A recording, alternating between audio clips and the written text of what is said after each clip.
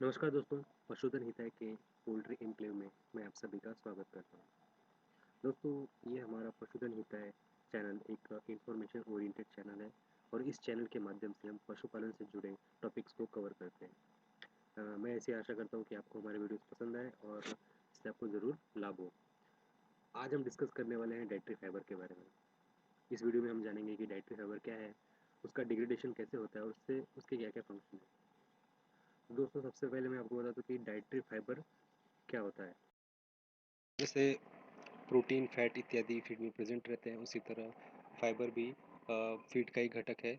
इन्हीं फाइबर को पक्षी अपने शरीर के अंदर डिग्रेड करते हैं और एनर्जी के रूप में उपयोग में लाते हैं। तो मैं यहाँ पे आपको एक आइडिया दे दूँ कि किस तरह से डिग्रेडेशन होता है फाइबर का। तो जब कोई भी फीड मुर्गी कंज्यूम करती है तो उसके शरीर के अंदर जाने के बाद मुख्यतः फाइबर के दो भाग होते हैं। कुछ भाग ऐसे होते हैं जो आमतौर पर इजीली डिग्रेड हो जाते हैं, यानी कि ब्रेक डाउन हो जाते हैं, और वही पक्षी एनर्जी के रूप में उपयोग में लाते हैं। ऐसे फाइबर को हम सोलूबल डाइटरी फाइबर कहते हैं। लेकिन कुछ भाग डिग्रेड यानी ब्रेक नहीं हो पाता, मुख्यतः कुछ कारणों की वजह से, तो ऐसे फाइबर को हम इनसोलुबल डाइटरी फाइबर बोलते हैं। इनके मुख्य कारण ये है कि ये मेनली इनकैप्सुलेटेड फॉर्म में रहते हैं, मतलब फाइबर के इर्द गिर्द एलोरेन लेयर की परत रहती है। और प्रैक्टिकली पोल्ट्री बर्ड्स जो है, इनके पास इन लेयर्स को ब्रेक करने के लिए डाइजेस्टिव एंजाइम्स भी प्रोड्यूस नहीं करते। तो इन परतों को तोड़ने के लिए हमें इसीलिए ऊपर से फाइबर डिग्रेडिंग एंजाइम का उपयोग करना पड़ता है। एनएसपीएस एक फाइबर डिग्रेडिंग एंजाइम ही है और ये मेनली पोल्ट्री इंडस्ट्री में यूज होता है। दोस्तों, फाइबर जो है हमारा, वो प्रोमिनेंटली अगर देखा जाए तो ऑलमोस्ट सभी प्लांट डाइट्स में प्रेजेंट रहता है। अगर हम फीड का न्यूट्रिएंट एनालिसिस करें तो हम पाएंगे कि इसमें फैट, प्रोटीन, कार्बोहाइड्रेट, ऐश यानी कि इनऑर्गेनिक मिनरल सब्सटेंसेस इत्यादि प्रेजेंट रहते हैं। इसमें हम अगर सिर्फ हम कार्बोहाइड्रेट को ध्यान से देखें तो इसमें मेनली अलग अलग कैटेगरीज है, जैसे कि monosaccharide, disaccharide, oligosaccharide and polysaccharide. यहाँ पर मोनोसैकेराइड सबसे बेसिक शुगर है, जैसे कि ग्लूकोज और फ्रुक्टोज। पक्षी इनको आसानी से यूज़ में डायरेक्टली लेके आते हैं सिंपलेस्ट फॉर्म में, क्योंकि ये सिंपलेस्ट फॉर्म में रहता है।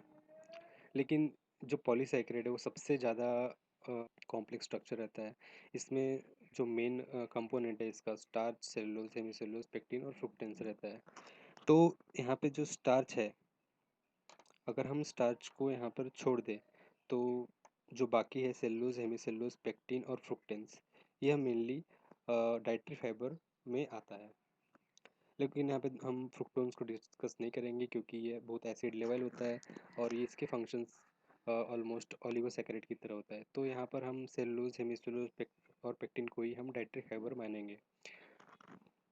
इनको एनएसपी बोला जाता है क्योंकि ये स्टार्च को छोड़कर बाकी अदर पॉलीसैकेराइड्स होते हैं।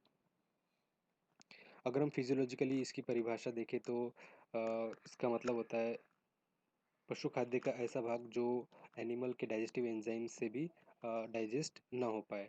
एनिमल डाइजेस्टिव एंजाइम जैसे कि प्रोटीएज, लाइपेज, ट्रिप्सिन इत्यादि।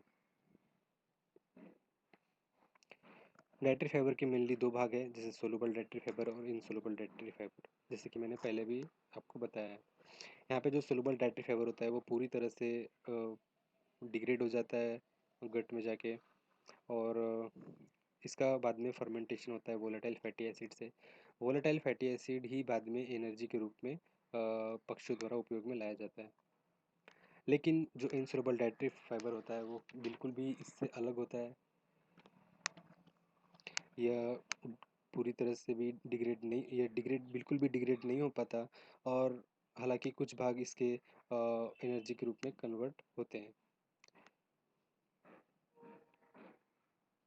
इसका कारण ये है कि पक्षियों के पास एक्चुअली इनको ब्रेक करने के लिए एंजाइम्स तो नहीं रहता है, लेकिन कुछ माइक्रो ऑर्गेनिजम्स जो कि गट में प्रेजेंट रहते हैं वो इनको फर्मेंट करते हैं, और कुछ भाग एनर्जी के रूप में यूज़ में आता है। अगर हम केमिकली देखा जाए तो डाइटरी फाइबर के दो भाग होते हैं, जैसे कि नॉन स्टार्च पॉलीसैकेराइड और प्लस लिग्निन। तो हम एनएसपी को ऐसे भी लिख सकते हैं, pectin, hemicellulose, cellulose plus lignin. तो ये चारों मिलाकर डाइटरी फाइबर बनते हैं। ये तीनों मेथड हम बहुत सालों से यूज़ करते आ रहे हैं। ये लगभग 100 साल से भी ज़्यादा पुराने हैं, लेकिन इनमें से कोई भी सोलुबल डाइटरी फाइबर एनालाइज़ नहीं कर पाते। तो ये सोलुबल डाइटरी फाइबर आखिर आता कहाँ से है? यह क्वेश्चन हमारे मन में आता है। आइए इसको जानने के लिए हम अलग-अलग फीड इंग्रीडिएंट्स को मुख्य पोल्ट्री फीड इंग्रेडिएंट जैसे कि मक्का और एसबीएम को हम यहाँ पर कंपेयर करेंगे। मक्का में यहाँ पे हम जैसे कि देख सकते हैं कि स्टार्च सबसे ज़्यादा प्रोमिनेंट है, नियर अबाउट 70% स्टार्च प्रेजेंट रहता है, लेकिन सोयाबीन में स्टार्च बिल्कुल भी प्रेजेंट नहीं रहता है। एसबीएम में मेनली ओलिगोसैकेराइड का कंपोजिशन रहता है, नियर अबाउट 5%। अगर हम फाइबर का फ्रैक्शन को कंपेयर करें तो मक्का में क्रूड फाइबर और एडीएफ नियर अबाउट सेम रहता है, जिसमें कि मेनली सेलुलोज और लिग्निन का समावेश रहता है। एनडीएफ अराउंड 9.2% है, जो कि near about 90% of dietary fibre को रिप्रेजेंट करता है। तो अगर हम इन दोनों का डिफरेंस करें तो जो बचा हुआ जो है कंटेंट नियर अबाउट 10%, वो सोलुबल डाइटरी फाइबर ही कहलाता है। वही अगर हम सोयाबीन के ऊपर नज़र डालें तो पिक्चर बहुत ही अलग है। यहाँ पर जो क्रूड फाइबर और एडीएफ है वो सेम है, बट एनडीएफ 8% है और यह सिर्फ 40% ऑफ डाइटरी फाइबर को रिप्रेजेंट करता है। बिकॉज यहाँ एनडीएफ में पेक्टिन सोलुबल है, इसलिए एनडीएफ का फ्रैक्शन बहुत ही कम है। मक्का में अगर सोलुबल शुगर्स की बात करें तो सबसे ज़्यादा ग्लूकोज प्रेजेंट रहता है, जो कि सेलुलोज से आता है। उसके बाद में जाइलोज और एराबिनोज प्रेजेंट रहता है, जो कि हेमीसेलुलोज को के ब्रेकडाउन के बाद में ही बनता है। वहीं अगर हम सोयाबीन मिल्क की बात करें तो यहाँ पर सबसे ज़्यादा फ्रैक्शन भी ग्लूकोज का ही है, नियर अबाउट 6% के अराउंड ग्लूकोज यहाँ पर प्रेजेंट आता है, जो कि सेलुलोज से आता है। और जो यूरोनिक एसिड, गैलेक्टोज और एराबिनोज यहाँ पर जो हम देख रहे हैं, this comes from pectin which is soluble.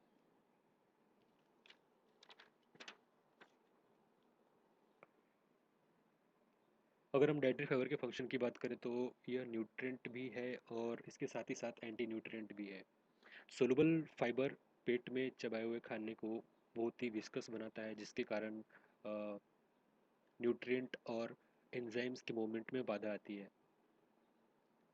हालांकि इसके पॉजिटिव इफेक्ट्स भी हमें पता है, जैसे कि अ, यह कम्प्लीटली गट में जाने के बाद डिग्रेडेट हो जाता है, जो कि वीएफए और एनर्जी प्रोडक्शन में काम आता है। वहीं इनसोलुबल फाइबर्स बहुत ही डिफरेंट है। यह खाने को बल्कीनेस देता है और फीड पैसेज को भी स्पीड अप करता है, जो कि नीडेड नहीं है। यह कुछ न्यूट्रिएंट जैसे कि स्टार्च, प्रोटीन और इनको इनकैप्सुलेट करता है, जिसकी वजह से इनकी डाइजेस्टिबिलिटी कम हो जाती है। हालांकि अगर पॉजिटिव इफेक्ट में देखेंगे तो बहुत ही कम मात्रा में यह वीएफए और एनर्जी भी प्रोड्यूस करता है। इस तरह से इंसोलुबल फाइबर का न्यूट्रिएंट इनकैप्सुलेशन रहता है। इस टू डायमेंशनल पिक्चर में हम देख सकते हैं कि किस तरह से सेलुलर फाइबर, जो कि ब्लू कलर में है, वो स्टार्च को चारों तरफ से इनकैप्सुलेट करके है। और इसके साथ ही साथ अगर हम सीड कोट की तरफ अगर देखें तो प्रोटीन जो रेड कलर में है वो प्रोटीन है और इसको भी इनकैप्सुलेट करके है। अब हम देखेंगे कि फाइबर डिग्रेडिंग एंजाइम एनएसपीएस कैसे काम करती है।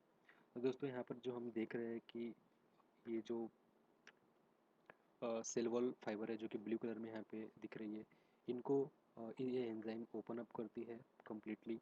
ओपन अप करने के बाद में जो स्टार्च है इनको रिलीज़ करती है, इसके साथ ही साथ प्रोटीन को भी रिलीज़ करती है। इसकी वजह से प्रोटीन और स्टार्च का अच्छा डाइजेशन होता है और एनिमल इनको यूटिलाइज कर सकते हैं। इसके साथ ही साथ काफ़ी हद तक डिग्रेडेशन होता है फाइबर का और ओलिगोसैकेराइड में कन्वर्शन होता है। यही ओलिगोसैकेराइड को हम फाइनली वीएफए के रूप में, एनर्जी के रूप में कन्वर्ट करते हैं। तो यह फाइबर डिग्रेडिंग एंजाइम का बेसिक फंक्शन है। इसके साथ ही साथ यह इन सोलुबल फाइबर द्वारा प्रोड्यूस किए गए इंटेस्टिनल विस्कोसिटी को भी कम करती है, जिससे डाइजेस्टिबिलिटी इंप्रूव होती है।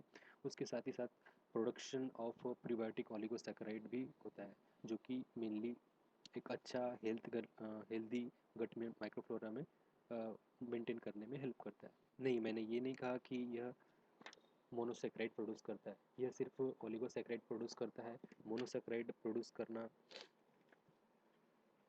यह काफ़ी डिफ़िकल्ट है और ये एनिमल कट में पॉसिबल नहीं है। सेक्रेट जो कि एनएसपीएस एंजाइम से प्रोड्यूस हुए थे उस पे कुछ साइंटिस्ट ने ट्रायल किए थे। उनको ऐसे रिजल्ट मिले कि ग्लूकोज जाइलोज और अरेबिनोज जो कि एनएसपीएस से जो प्रोड्यूस हुए उनको फेड करने के बाद में जैसे जैसे हम उसकी लेवल्स बढ़ाएंगे फीडिंग लेवल वैसे वैसे उसकी बॉडी वेट भी घटती जाएगी। और इसके साथ ही साथ इसका फीड इंटेक भी कम होगा और बर्ड्स ज़्यादा पानी पीना स्टार्ट कर देंगे। तो हमने ये फाइनली कंक्लूड किया है कि ज़ैलिनेज जो है सबसे अच्छा इफेक्टिव एनएसपीएस माना जाता है, क्योंकि मोस्टली जो एनकैप्सुलेटिंग फाइबर रहता है वो अरेबिनोज़ैलिन्स का ही बना रहता है। फाइबर बहुत सोलूबल और इनसोलूबल जो है वो न्यूट्रिएंट भी हो सकती है और एंटी न्यूट्रिएंट भी हो सकती है। और कंप्लीट डिग्रेडेशन ऑफ फीड का इज़ नॉट प्रैक्टिकली पॉसिबल और ना ही डिज़ायरेबल है। Thank you.